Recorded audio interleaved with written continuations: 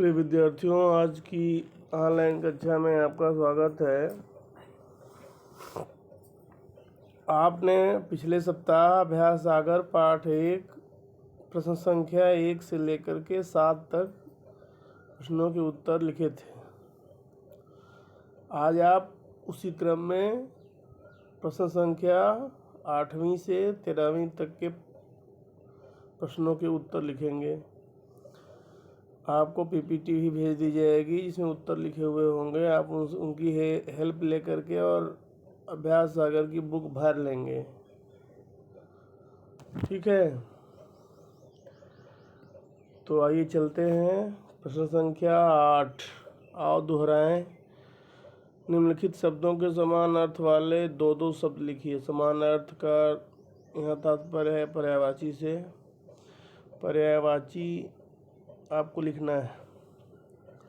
जैसे मान लीजिए गगन है, गगन का आकाश होगा, अंबर होगा। जल है, पानी है, तोय है, नीर है। तरु का वृक्ष है, पेड़ है। अरमान का विलासा है, इच्छा है।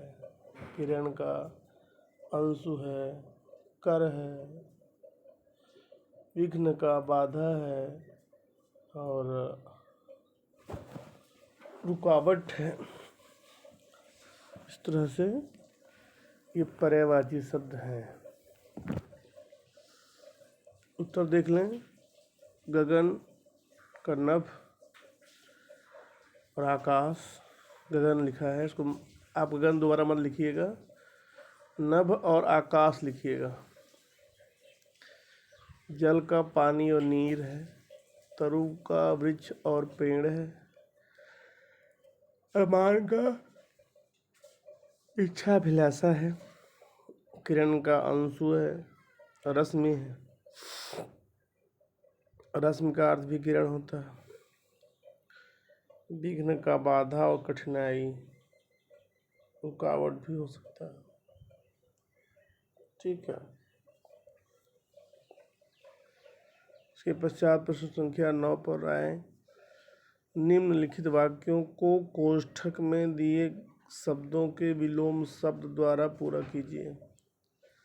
जो कोष्ठक में शब्द दिया हुआ है लाल रंग में, उनका विलोम लिखना है। क क्या है? मीरा को कक्षा में प्रथम आने पर डैश मिला। आगे ब्रैकेट में लिखा हुआ है दंड। दंड तो मिलेगा नहीं, पुरस्कार मिलेगा। दंड का जो अपोजिट होता है वह पुरस्कार होता है। ख में है हमें पीठ पीछे किसी की डैश नहीं करनी चाहिए। तो आगे लिखा है स्तुति। स्तुति मतलब होता है प्रशंसा, बड़ाई। तो यहाँ इसका अपोजिट लिखना है। स्तुति का अपोजिट क्या होगा? निंदा। हमें पीठ पीछे किसी की निंदा नहीं करनी चाहिए। आगे क्या है? हमें सदा समय का डैश करना चाहिए। आगे लिखा है दुरुपयोग। दुर्धन उपयोग, दुरुपयोग।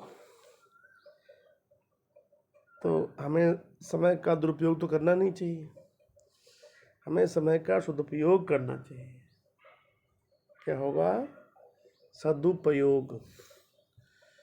दुरुपयोग नहीं लेना है, दुरुपयोग का अपोजिट लिखना है। तो दुरुपयोग का अपोजिट होता है सदुपयोग। फिर है चाचा जी की तरक्की का समाचार सुनकर घर में डैश की लहर दौड़ गई। तो चाचा जी की तरक्की का समाचार सुनकर घर में हर्ष की लहर दौड़ गई। विषाद मतलब दुख, उदासी, और हर्ष मतलब प्रसन्नता, खुशी, ठीक है। तो चाचा जी की तरक्की का समाचार सुनकर घर में हर्ष की लहर दौड़ गई। इसके पश्चात प्रश्न संख्या 9 का उत्तर देख लें। दंड का पुरस्कार, स्तुति का निंदा, दुरुपयोग का सदुपयोग, और हर्ष, विषाद का हर्ष। जैसा कि मैंने आपको बताया, दुरुपयोग में दुर्धन उपयोग, वैसे ही सदुपयोग में सद उपसर्ग है, उपयोग सद मतलब अच्छा भी होता है, यहाँ संधि है, सद धन उपयोग, सदुपयोग। और सद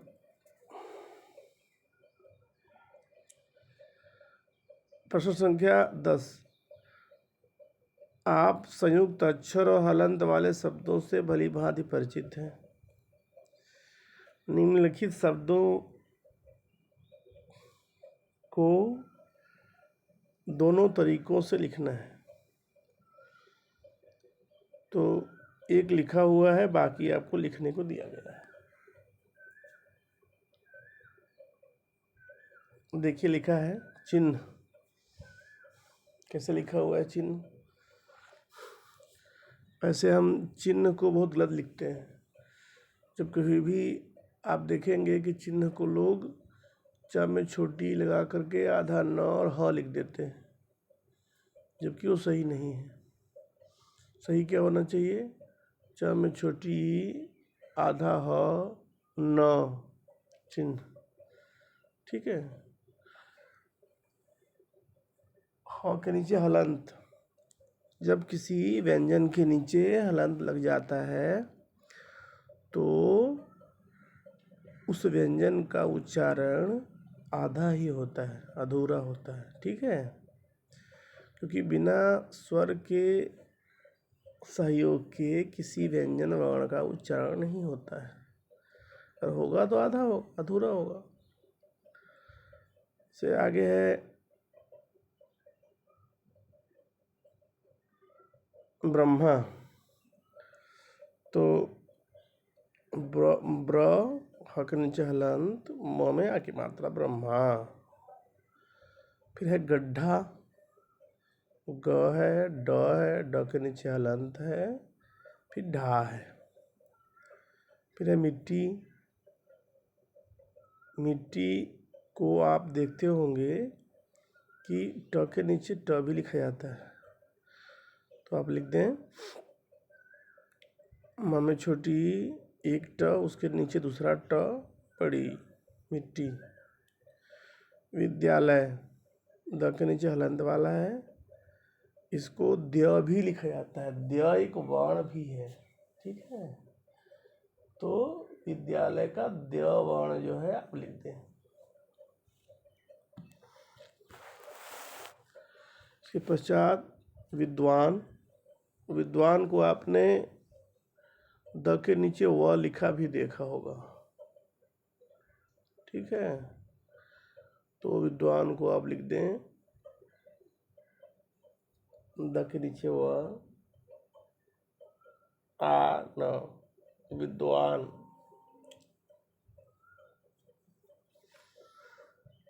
तो देख लें चिन्ह, ब्रह्मा, गड्ढा, मिट्टी, विद्यालय, विद्वान। ठीक है। फिर है क्वेश्चन नंबर 11, कनक तीलियों से टकराकर में कनक का अर्थ है सोना, किंतु कनक का एक अर्थ अनाज भी होता है, गेहूं भी है।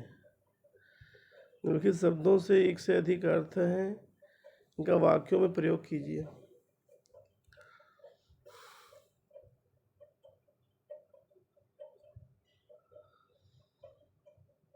हार है, माला, वाक्य प्रयोग करना है। उसने मुझे फूलों का हार दिया। हार का अर्थ हारना भी होता है। तो यहाँ होगा क्रिकेट में भारतीय खिलाड़ियों के समक्ष पाकिस्तानियों को हार का सामना करना पड़ा।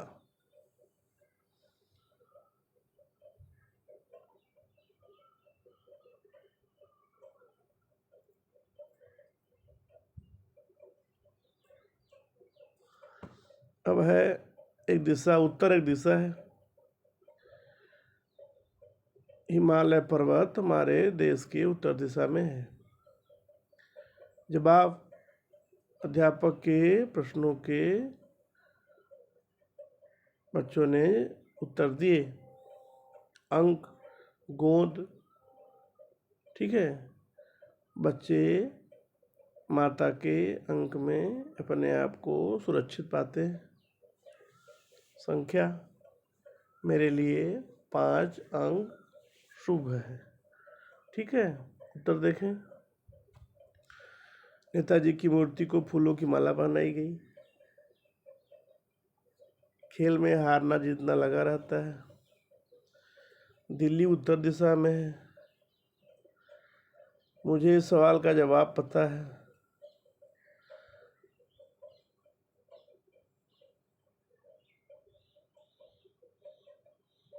ठीक है।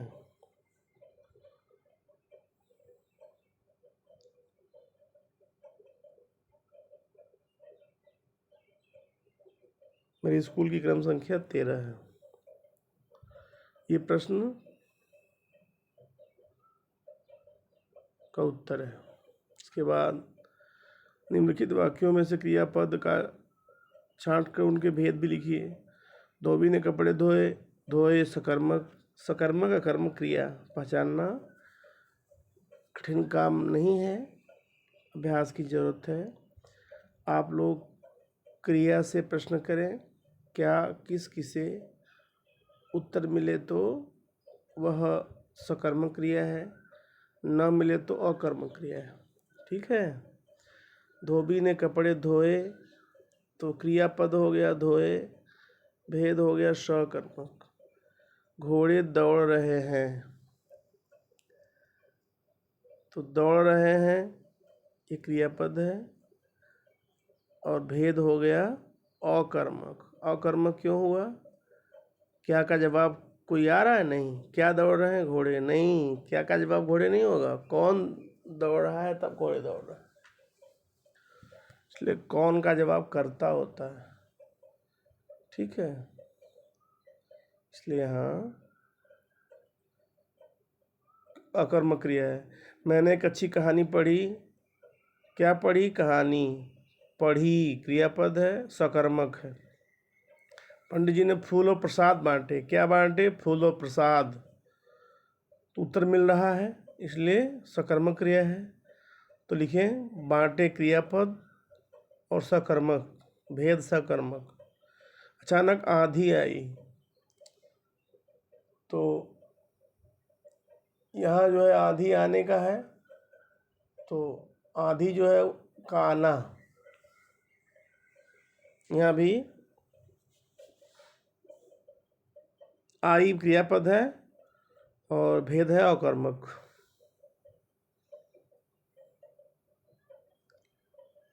तो धोए सकर्मक, दौड़ अकर्मक, पढ़ी सकर्मक, बांटे सकर्मक, आए सकर्मक।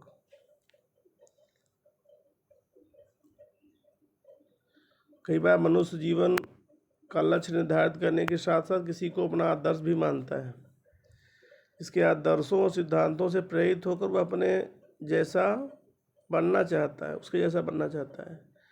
दिए गए संकेतों के आधार पर एक व्यक्ति के बारे में एक अनुच्छेद लिखना है। प्रस्तावना है, संकेत बिंदु दिया हुआ है, 10 व्यक्ति का नाम, आचरण, व्यवहार, उपलब्धियां, उपसंहार। प्रत्येक व्यक्ति अपने जीवन के कुछ सिद्धांत तय करते हैं।